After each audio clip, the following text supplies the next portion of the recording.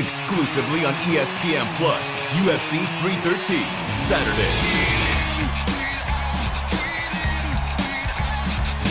Reigning light heavyweight champion Alex Pereira defends his title against number one contender Magomed Ankalaev, and an explosive lightweight bout between Justin Gaethje and Rafael Fiziev. UFC 313, Saturday at 10 p.m. Eastern. Buy it on ESPNPlus.com/PPV. Some people just know they could save hundreds on car insurance by checking Allstate first. Like, to check the Jumbotron first, before attempting to eat a stack of Supreme nachos in one bite. Now you're just a meme that everyone shares on game day. Checking first is smart, so check Allstate first for a quote that could save you hundreds. You're in good hands with Allstate. Savings vary, subject to terms, conditions, and availability. Allstate Fire and Casualty Insurance Company and Affiliates, Northbrook, Illinois.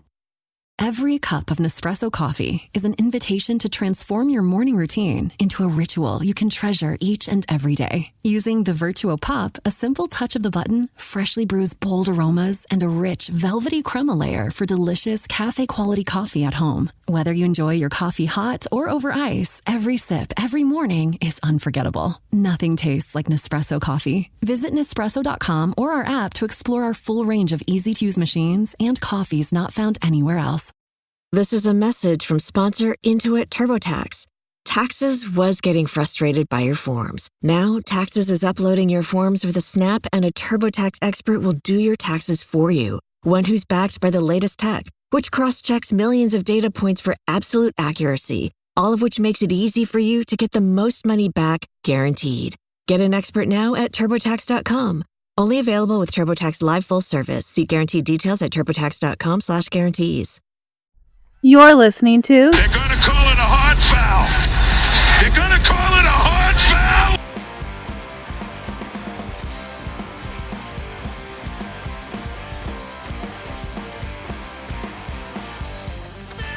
All right, here we are with another episode of Hard Foul, brought to you by the what, Mike? Fan First Sports Network, bitch.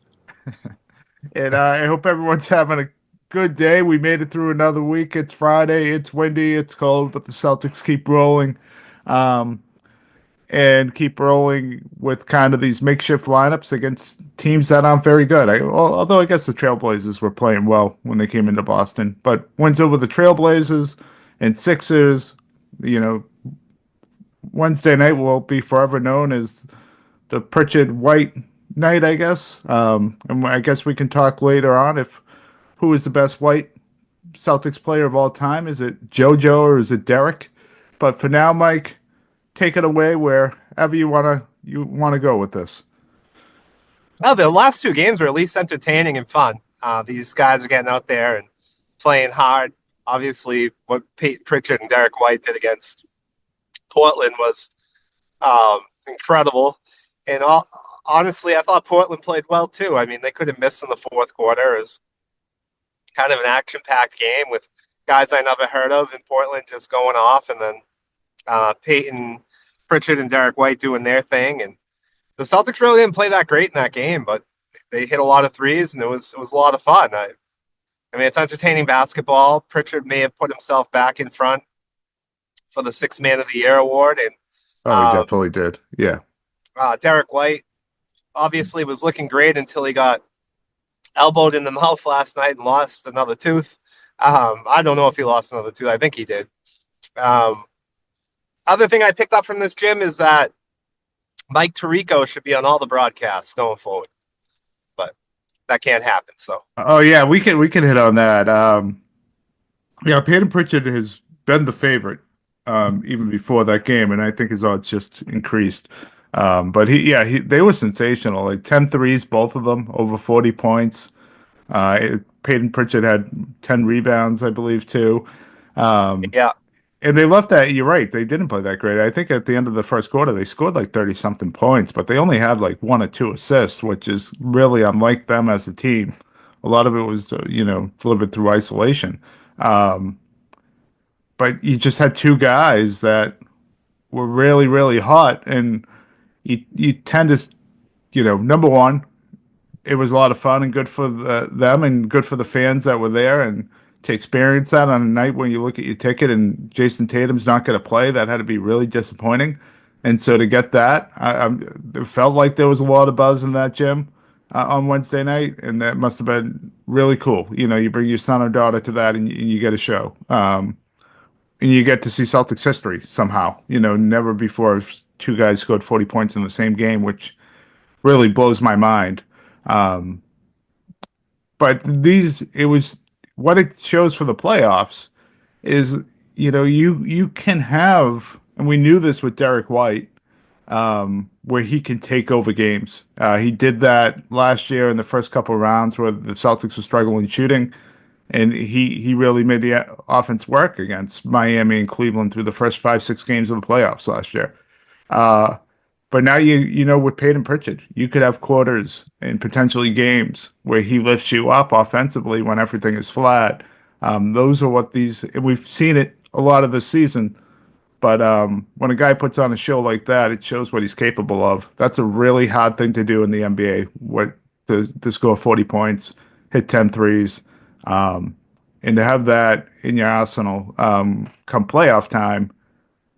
That's just not something a lot of teams have, coming off the bench and scoring like that. And it's not even the really, really good teams. We're going to talk about the Lakers later on becoming a really, really good team.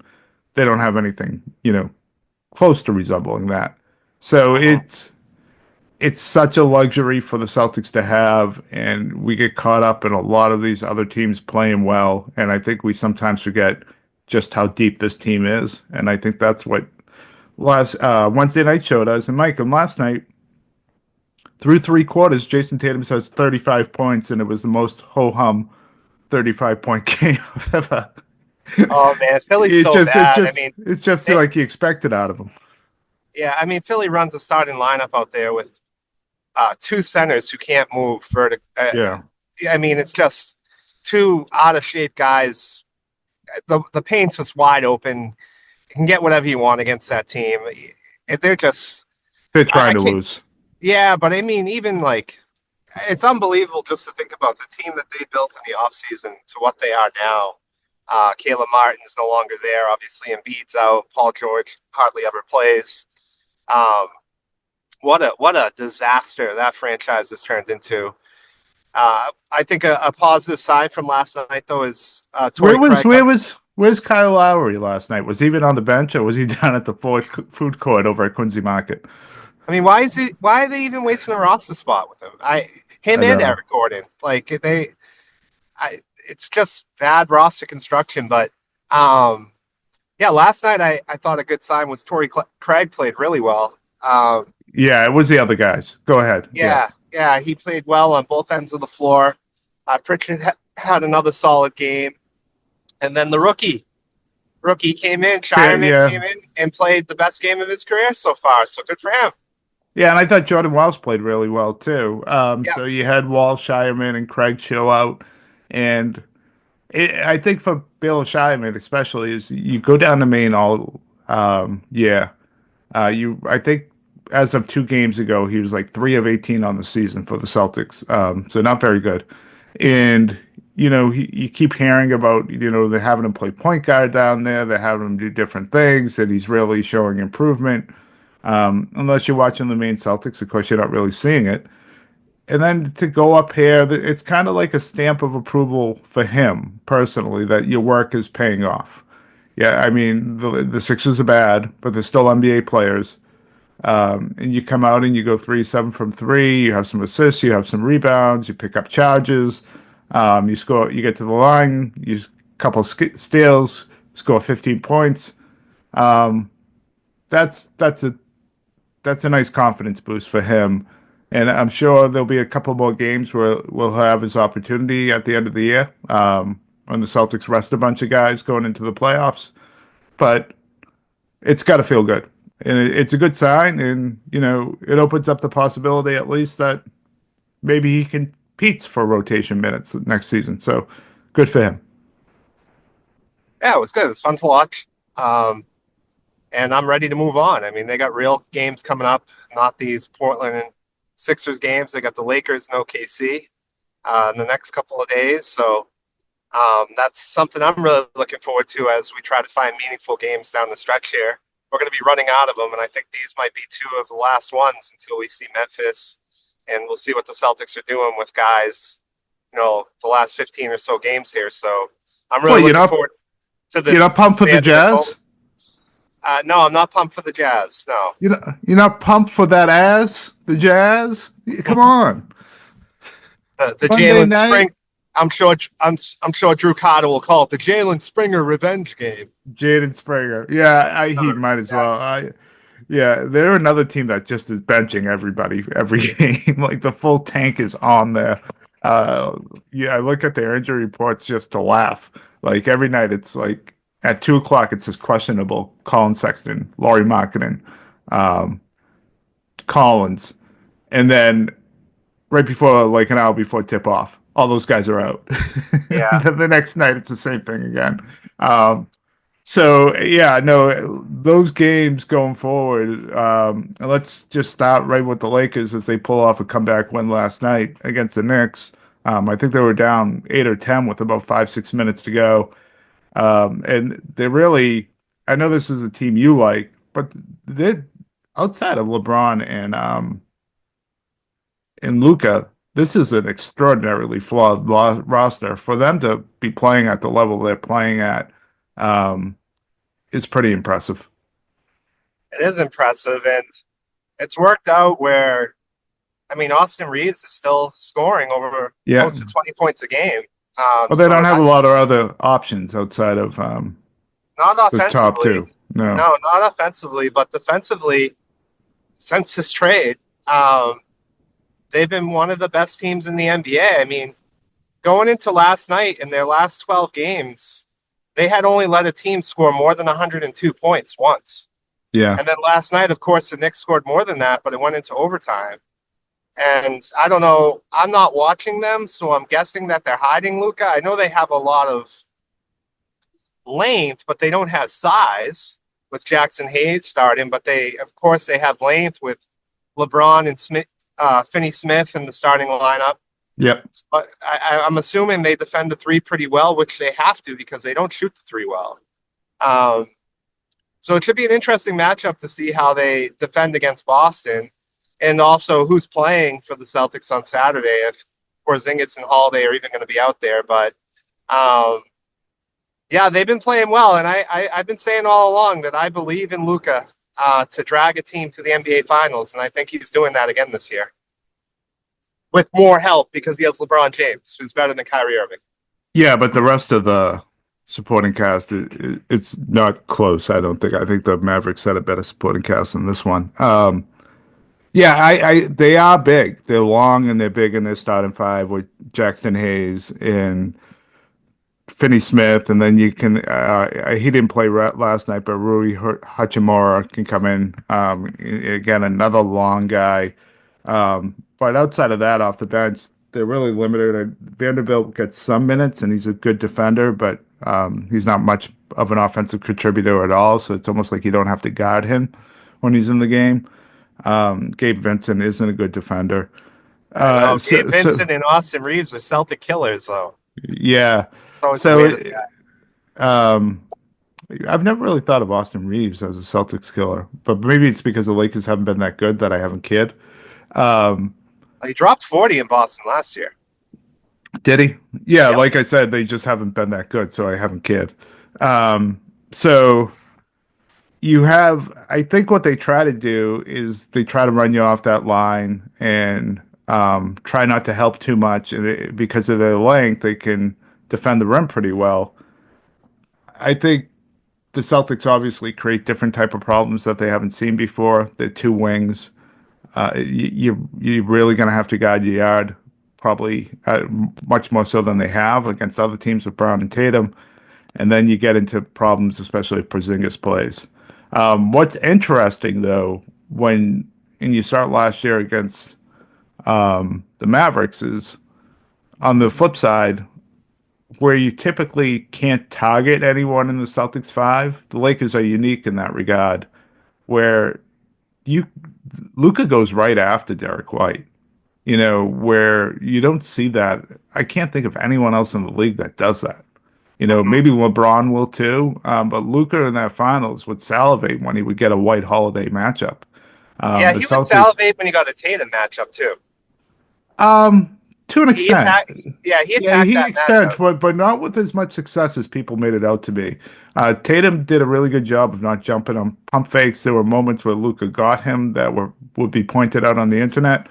But Tatum, especially as that series went on, was very solid against him. And the other thing the Celtics did with a lot of success against him, even, Luka actually struggled at times when Pritchard was on him, which was weird. But they don't go for their ball fake on Luka. At least they were very disciplined in the finals, and it's going to be a key against a team like the Lakers who don't even have I don't believe as much surrounding talent as the Mavericks do. Is you can't jump on it. You got to play him straight up. If he shoots over the top of you, it's fine. But it's when you start reacting to his ball fakes is when he can make magical stuff happen. And the Celtics did a really, really solid job of that last year. And I thought would bait the offense of just going one-on-one with him in the finals. And it worked out with them a ton. Now, I do think this Lakers team is a much better coached team than he ever had in the Mavericks, where you had the Mavericks team just completely unwilling to shoot the above the break three. This Lakers team will shoot the above the break three, despite not having as much talent as that Mavericks team did. I think that's a huge advantage for Luka to be able to know he can drive and kick, and those guys will actually fire it up. Just having that threat out there opens up their offense. And makes him even more dangerous. So yeah, I think it's going to be fun. I expect it to be a close game, but I do think if Porzingis plays, and I expect him to, Mike, I didn't know if you noticed he was on the bench last night. Yeah, I'm starting to question it. Is he sick or is he hurt? Well, the fact that I hadn't seen him on the bench for this entire homestand until last night, so my guess is he was sick and they didn't want him around the team. Or they wanted him to have his rest. If he's just there with an injury, you would see him on the bench, but they were sending him home.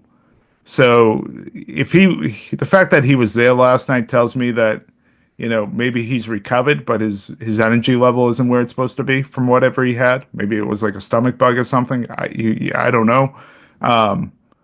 But the fact that he was there tells me I wouldn't be surprised if he goes Saturday night at all. I expect him to, actually. But Holiday, it doesn't sound like he's anywhere close, so I don't think we'll see him. Yeah, Holiday's injury seems like it could be a while, and obviously you don't want to play him until he's fully healthy because you traded for him for the postseason. No, it's like an injury to him is almost like a benefit, right? He's a guy that's getting older. He can still do cardio and things like that, but he, save the wear and tear of the rest of this regular season on him. Maybe isn't the worst thing. Now, there was a rumor that he might need surgery. I don't know if that's going anywhere, but no, that's been shot down. So it's like it's a break of the mallet finger or whatever that means, but which is the best outcome. So you just put a cast on it and you let it heal. Yeah, so let him rest and let him heal. He'll get himself back into shape. Everybody's talking about Luka, and they should be. Oh yeah, go ahead. Arguably the best player in the NBA. But the guy who's been playing the best on the Lakers is LeBron. Yeah, he's been awesome. He's been awesome, right? And so I think something I don't want to say added to his game, but he's been more efficient with this year is hitting threes. And it's making it harder to defend him. I've never really known LeBron as, this great three-point shooter. It's always been, especially later in his career, a part of his game, but he's shooting it with more confidence this year. He seems like he's in really great shape. I'm interested to see how the Celtics match up with him because it's a different kind of matchup now with Luka on the floor. It reminds me a bit of Miami, how they play. They really rely on the ISO play of, like LeBron and Wade. Lakers really depend on that ISO play of LeBron and Luka. And to the Celtics' credit, that kind of basketball usually plays into the Yeah. Celtics' hands. The Lakers don't really have a quick guard. So for the Lakers, I think it's really important that that third guy who plays that ISO type of ball, Austin Reeves, has to play at a high level. And we'll see if he's able to do that on Saturday. But I think clearly the Celtics are the better team if they're healthy. And you have to beat up on that Jackson Hayes Porzingis matchup. If KP's playing, I think you can certainly go there. And similar to Philadelphia last night, I think there's going to be plays to be made at the hoop. I do think the Lakers are going to take away the three-point line as best they can, and they're pretty good at it. But, you attack Luka early in possessions. That's how you get him. You hunt the matchup, and you don't post them up. You go straight at him, right? And the Celtics exposed that last year. I don't think teams are doing that very much against the Lakers right now. And Jackson Hayes can block shots, but despite their length, they don't have a lot of protection at the rim. So I think where the Celtics can get them, get the ball in the paint, have your three-point shots come off those drives, which when that's happening, they're excellent. And I think you can score a lot inside against this Laker team. I think that's how you beat them, is inside. And the other thing that the Lakers are getting, Jim, that people need to not ignore, they get called for way less fouls than everybody else, and they get to the free throw line way more than everybody else, and that is a factor. That's why they win games. And that'll probably be frustrating on Saturday night. Yeah, and especially with the two isolation players, that's gonna even happen more now with it's gonna just even increase it. And Austin Reeves is an isolation player too. And he gets there a lot to the free throw line. So the Celtics, I think they'll do exactly that against Luka. If Jackson Hayes tries to camp out in the paint on a Tatum drive, someone's going to be wide open for three. And I don't know how they'll start with their defense. Meaning the Lakers last night, they had LeBron on Karl Anthony Towns to start. Wow. But if you start him on Porzingis, that could get LeBron in foul trouble. Although, will they call the fouls? Well, you could get LeBron in foul trouble, but you also now, what are you going to do? Especially if Holiday isn't going and it's Hauser out there, say, you're gonna sag off Sam Hauser with Jackson Hayes. That, like, Tatum will just pick that apart. Yeah, like the Celtics they were able to do that last night. The Lakers, because you could have Jackson Hayes tag off of Josh Hart quite a bit, right? And have success with that. And maybe you would try that with Drew Holiday on offense, but who the Celtics will replace Holiday with, most likely is going to be a guy that can shoot. But maybe it's Al. Maybe they start Al, and probably would start Al. So they do try this, and they play Hayes off Al a little bit, but that could still be very dangerous for the Lakers. The Celtics just create a lot of problems, as we know, for everybody on offense. Yeah, you bring up a good point, Jim. If Holiday's out, I'm going double big. I'm starting Al and KP because I feel like you can beat this team up inside. You can, and you have a huge advantage at the center and power forward position. Just a really huge advantage. And I imagine Finney Smith will probably start out on Tatum. But then what's been just so poor for Luka over his career is he's had to, because of the Tatum element, gone out and played. This is where you just keep seeing all these sorts of problems. If you have LeBron starting out on KP and trying to use his strength and his ability to get out on him as a shooter a little bit, well, that leaves Luka against Jaylen Brown. And Luka he has gotten cooked by Jaylen Brown in his career. That's a matchup that Jaylen Brown knows he can just attack and kill. So Brown's embarrassed him. Brown has embarrassed him. And, even I wonder how Luka's going to view this game. He's a little bit pissed off because there's been, there were some reports out there that what Brown did to him in the finals was the reason he got traded, which is, of course, bullshit. I expect Luka to have one of his better games of the season, don't you? Offensively, he can't do much defensively, but I suspect he's definitely scoring more than 30 on Saturday.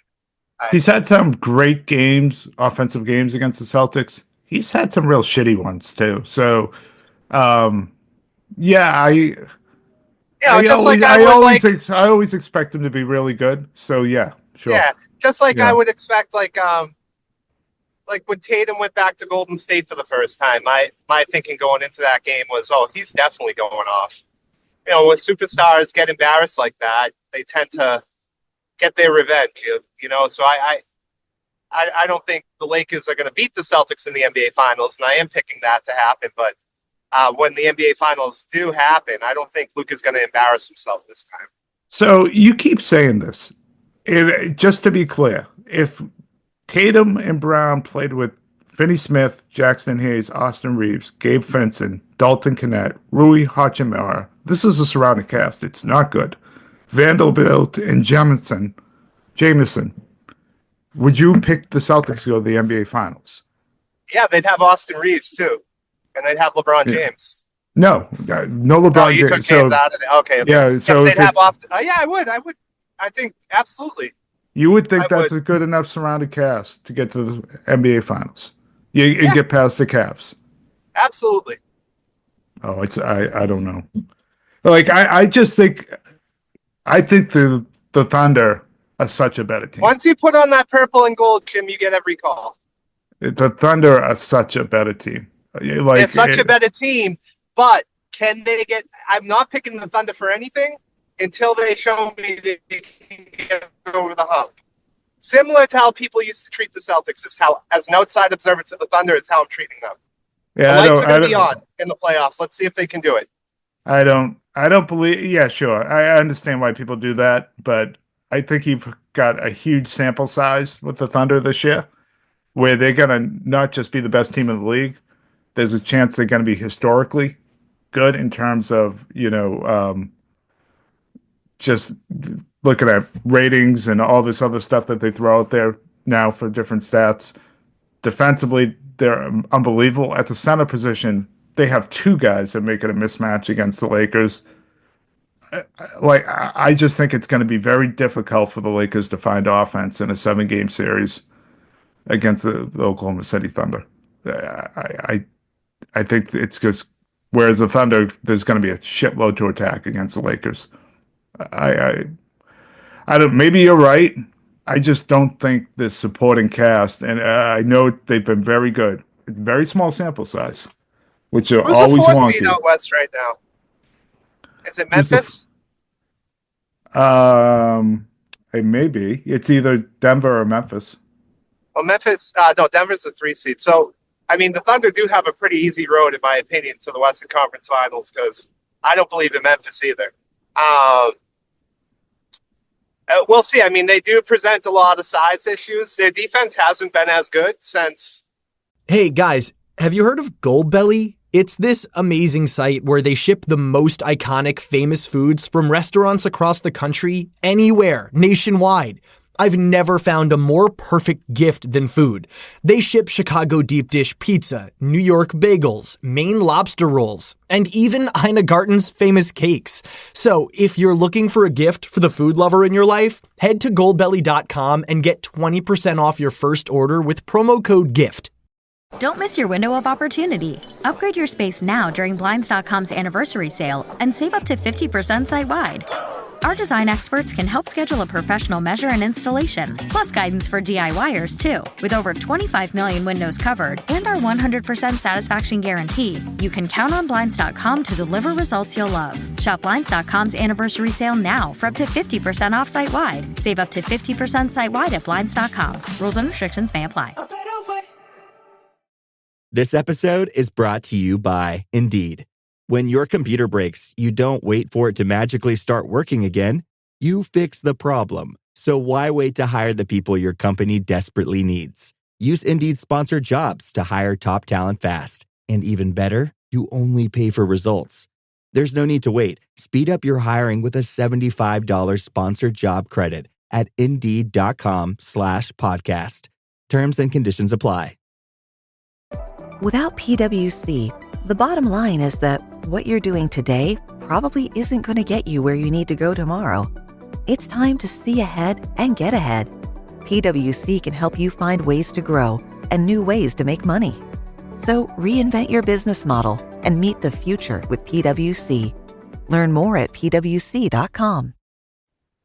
Oh my God, why can't I say his name? Has come back from injury. It's a really good player. Yeah, Chet Holmgren, but their offense has been off the hook. Yeah, their Since offense he's come. You're like, they're playing. That's the other thing now. If you watch them, they are playing so fast, like offensively, like which makes it scary against the Celtics because that's how you need to beat the Celtics is to play really fast, which the Lakers do not do.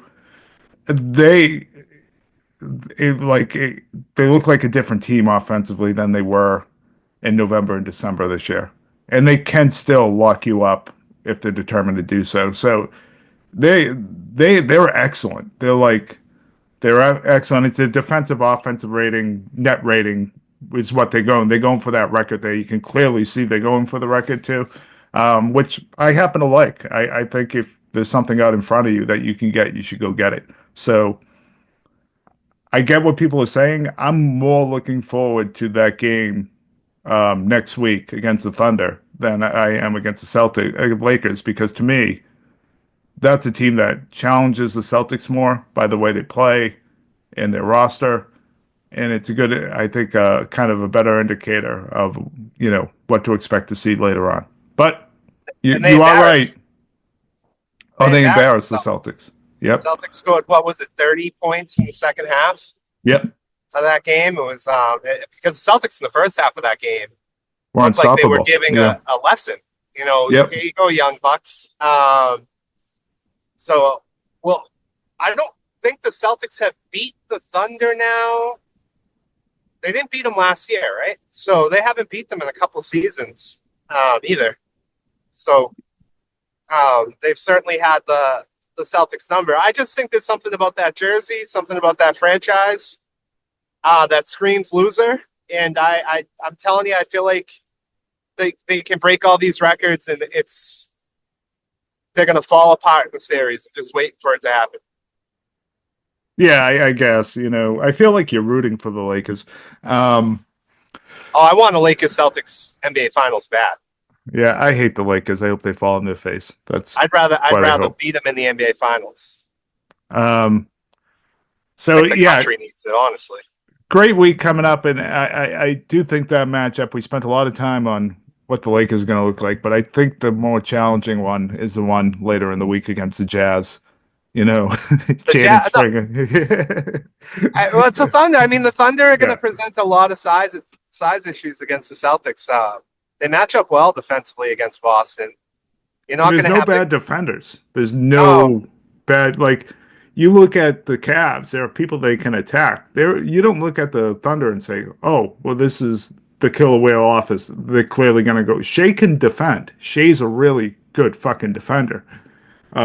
That's like the biggest difference between them and everybody else in the league right now. And then there's really no zeros on offense either. There's no guys. I guess you can let you say maybe Lou do it, but he's a 40% 3-point shooter. Is he still starting? I don't even know if he's still starting. That's a good question. I wouldn't think so with all the talent they have now. Jalen Williams is awesome. Is fucking awesome too. He's a good player. Celtics have to be strong with the ball. They have to be disciplined. I don't know if you see that in the regular season game against OKC because the way that OKC plays is so fast. But in the 7-game series, I still give the Celtics the edge with preparation and going into it. The way the Celtics play, I think, is more built for the playoffs as far as the game is going to slow down.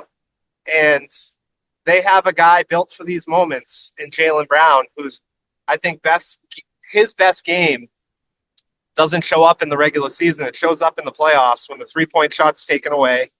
It's not as big as a weapon.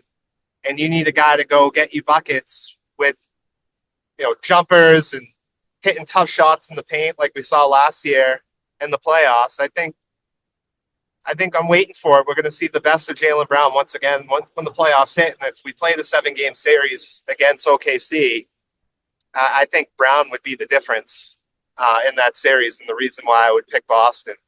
But it would be way more competitive than if the Lakers make it. If the Lakers make it, I think the Celtics beat them in like 5.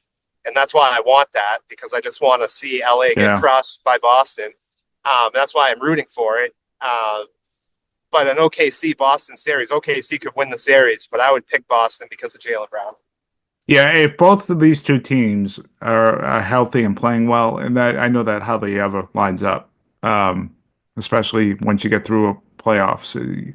But if it worked out that both of these teams met in the finals and they're healthy and they are playing well, you're looking at a 6-7 game series. It would be an absolute war. It would be some incredibly high level basketball, and you're talking about two teams that just don't have a ton of weaknesses on either side of the ball, especially within their starting 5, and they have bench players that can fill it up. Yeah, it would be great basketball. I actually think the guy would make me lean and give the edge. Obviously, Jaylen, you got to give consideration to, but I do think the one guy that gives the Thunder issues is Tatum. He just his size, his strength, his speed, and his ability to read defenses. If he, you will need him to be all NBA Tatum, NBA Finals MVP type Tatum to beat them, and he's certainly capable. That would be a great series. But you're right. Maybe the Lakers are the better option. As I'm starting to say this shit out loud here. Jimmy, you make a good point about Tatum, and that's like going into every series. You have that advantage with who I think is playing like the best player in the NBA. But I was talking about the X factor, and I thought Jaylen Brown was the X factor last year. Yeah, something about his game translates to the playoffs that we don't get to see on a nightly basis in the regular season because of the way the regular season's played. And you see it every year in the playoffs. Offensive efficiency just goes down. It like plummets compared to the regular season, especially 3-point percentage from these teams because everybody's so locked in.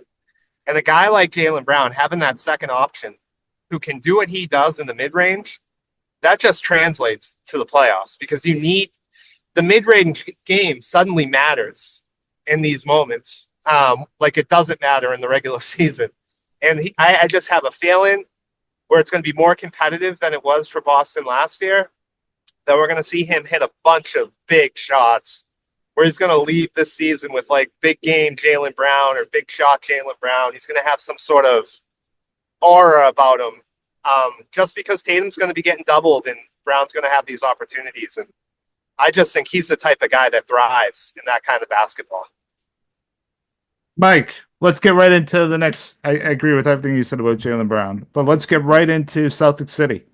Oh, God. Episode 1. Awful show. What did you like? What didn't you like? Give your thoughts on episode 1, which I thought was fantastic. Even if you weren't a Celtics fan, I thought it was good. There wasn't a thing I didn't like. I just love. Oh, there was one thing I didn't like. Can I say it? Historical perspective from these guys, and can I say the one thing I didn't like real quick? Yeah. Donnie Wahlberg at the beginning of the show. I didn't remember. He was at the very beginning and started talking about being from Boston, and I was just like, why? Why does it always got to be this fucking guy that represents us, that doesn't believe in vaccines and everything else? Like, get him away. But okay, go ahead. I didn't know he didn't believe in vaccines. That's not why. Yeah, maybe that doesn't even have anything to do with it. I just can't stand. I remember there was a Patriots Week 1 Super Bowl celebration that he was the MC for, and it was the most douchiest thing I've ever seen in my life. And I was glad that KC kicked their ass that night because I was just like, we don't deserve to win after this stupid celebration. Yeah. But the show, I love the historical stuff. I really did. There was so much as a Celtics fan I don't know about those early days. I didn't know that they were the first franchise to draft a black player. I didn't know that Bob Cousy spent 6 years in the league without winning.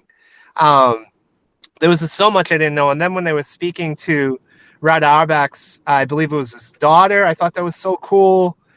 talking to some of these guys' families. I forget the power forward's name for the Celtics, the black player. Pat Is it Sanders? Pat Yeah, man. Sanders, yeah. Like just hearing his interviews were just so interesting, and hearing what happened in Kentucky and that the white guys still played. Um, and hearing Bill Russell's old interview where he just said, as a man, he did what he had to do. I just love their attitudes and and even like the thing that stood out to me the most is the stuff you see on NBA franchises today with two superstars and the jealousy that's all over social media. They just didn't have social media back then. I know. It existed. Well, it's always existed. It existed with Shaq and Kobe. It always existed. But those are all great. Yeah, the first ever NBA black player to be drafted was by the Celtics, Chuck Cooper. What I didn't know is that they peed on the restaurant together, him and Bob Cousy. I thought that was great. I didn't know the two of them were roommates. Cousy came off as just such a sweetheart. He going back and talking about how he wish he did more, and even at this, he's 90 something years old, striving to be a better person, a better man, just like all American, in that sense. So grateful for his time. I loved what Russell said, where it was, my friend Bob called me and said he wished he did more for me, and I didn't need that. I'm my own man. Yeah. And I thought that was a really perfect way to encapsulate who Russell was, but also a really nice thing to say to Cousy in so many ways.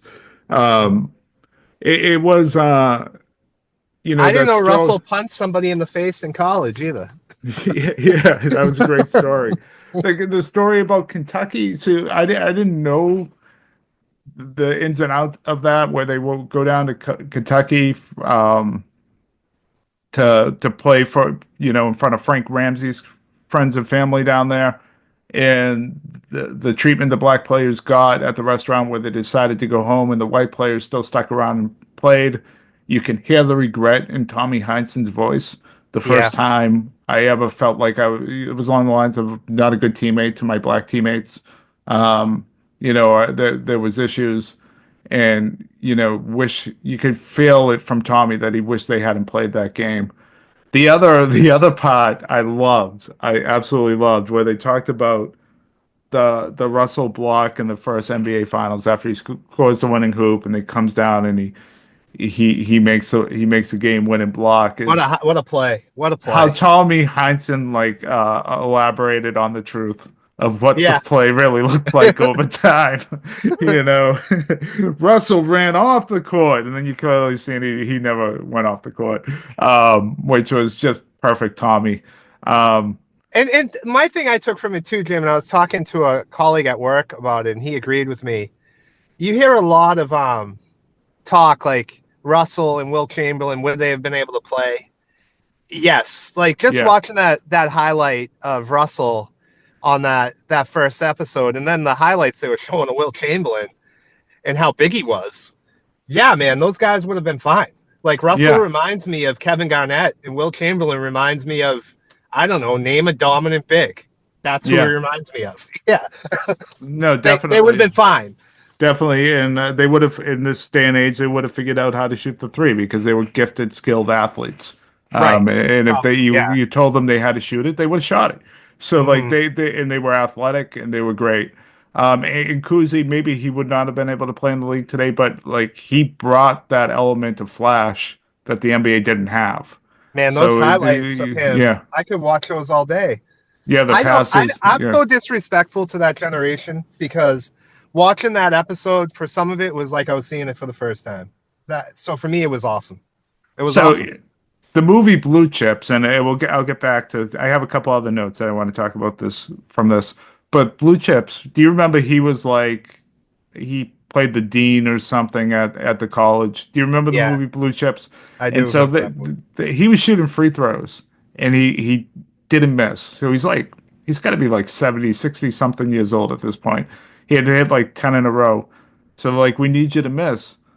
So if you watch the movie, he's shooting with his left hand from the free throw line, and he's not missing. which is just yeah. that is. So the other couple things that I loved was there was two lines. One was from Jerry West, which I just thought was so badass. It was. I don't know where they found this interview because obviously God rest his soul, but he says, "I'm a wolf, and you don't fuck with a wolf." Yeah, I that was was like, hard. oh God, that is so that's just an incredible line. And then Red Auerbach, Costas had a show with Wilt and Russell and Oh, Red, that and was they had great. That was and great. Wilt, I forget exactly what he said, but he said something like Russ said that Auerbach said that I'm a good player and Russell's a champion, and that's always bothered me or something. And they asked Auerbach about it still bothering him, and he goes, "Well, I hope it does." Yeah, it's like those juices never left. Yeah. Another guy, Jim, you just mentioned another one.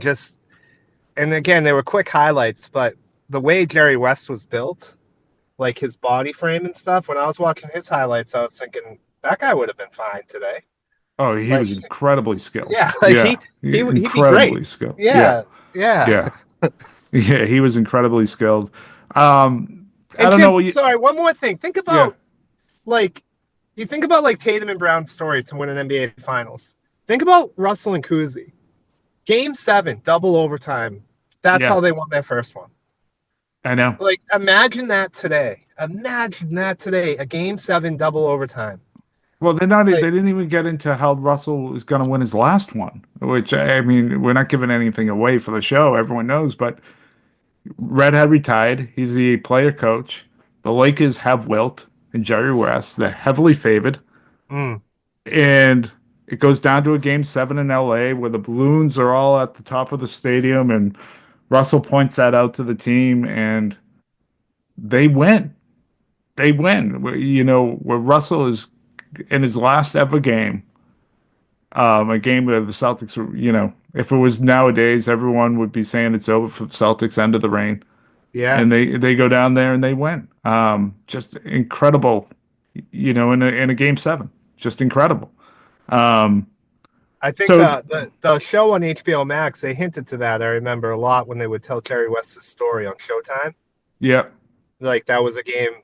So maybe in real life, that's a game that really bothered him for the rest of his life, I think, is what they were trying to say in that show. so what are you looking forward to? Not just in the next episode, but in the episodes to come. I have 3 things I have written down. Man, it's hard to answer that question. I will just say this. I hope they don't hurry through the Russell stuff. I hope I get another whole episode on that generation. I think you're gonna, yeah. And I want an episode on the 70s too. I want to learn about Cowens and those guys because these are guys, you know, these are things that aren't discussed in modern day basketball as Celtic fans that I have a lot of perspective on. I'm not as excited about the 80s. I feel like there's been a ton of documentaries and stuff. I really want to I want more of what I got in the first episode. I want more of that generation. Well, I won't say I'm not as excited about the 80s because I still watch 20 minutes videos of Larry Bird highlights when I'm bored. So I am definitely looking forward to that. But the 3 things in the 70s, that's one. I feel like it's the most undertold story of the Celtics like run. You know, Cowens and Havlicek and Tommy Heinsohn was the head coach.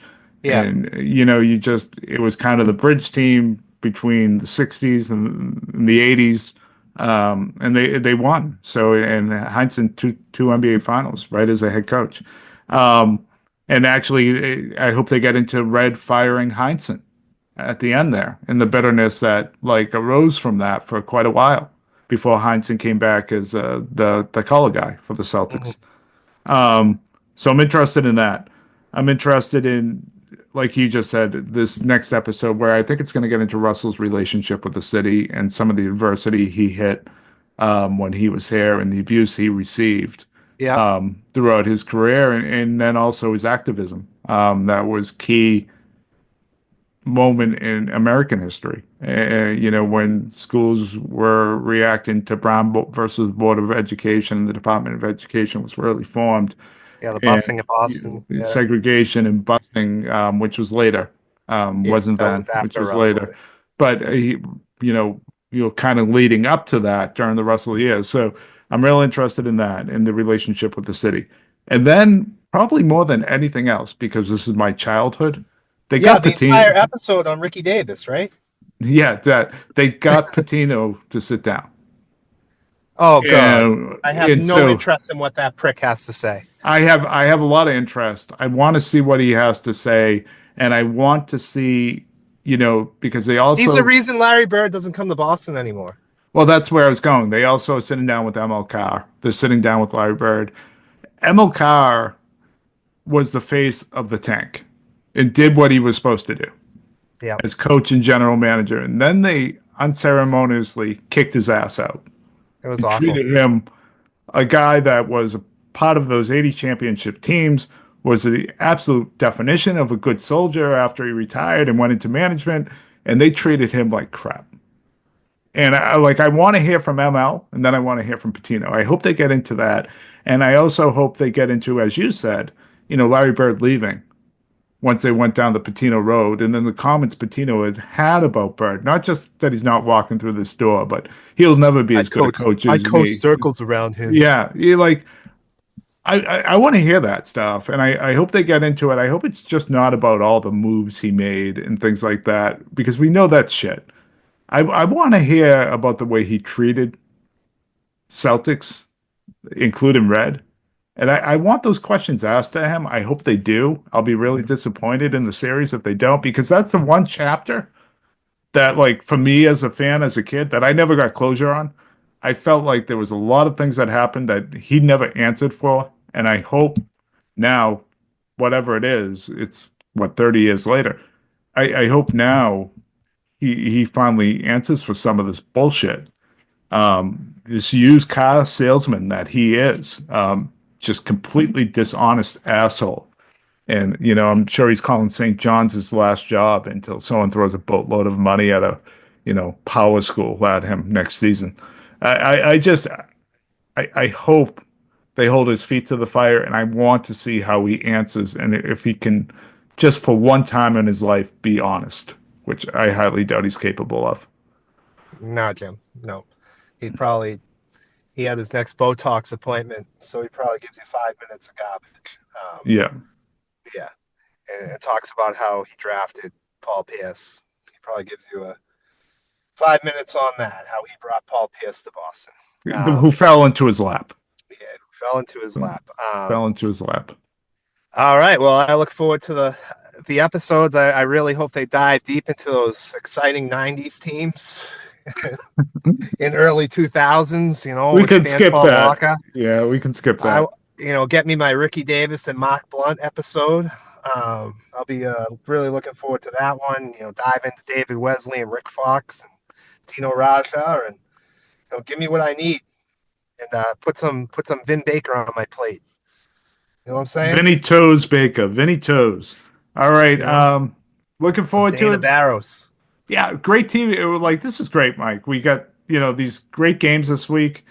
You have Celtics City Monday night. If that Utah Jazz game is as bad as we expect it to be, we can just flip over and watch that. And you're going to have Celtics City all the way through at least the beginning of the playoffs. So this is fantastic. Just a lot of fun to be a Celtics fan right now. Anything to close? Yeah, man. I tried tweeting at Kenny Anderson. None of these athletes want to come on our shows. Antoine did tweet back at you. He did tweet back at you. So that was fun. Yeah, he did tweet back at me. I'm gonna keep attacking these guys with some tweets. We need to get them on. All right. Take care, everyone. Oh, and one more thing. If Senator Michael Quigley's listening to the show, Jim, you gotta work your connections there to get him on.